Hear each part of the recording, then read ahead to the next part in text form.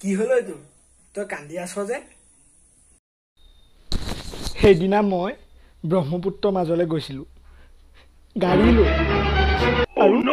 আৰু লকডাউন দি দিলে তাৰ পাছত আৰু তই ব্ৰহ্মপুত্ৰলৈ গাড়ী লৈ গৈছ তাৰ পাছত লকডাউনত মই ফচি গ'লোঁ আৰু ব্ৰহ্মপুত্ৰৰ মাজতে বহুত দিন থাকিলোঁ আৰু এতিয়া ঘৰ পাইছোঁ ব্ৰহ্মপুত্ৰৰ মাজত তই ফচি গলি আৰু বহুত দিন তাত থাকিলি তই মানে তই বাচি থাকিলি কেনেকে হেই এইটো মই কিবা মাজুলীলৈহে গৈছিলোঁ It's the motherfucking Eagle Double G. Snoop Dogg.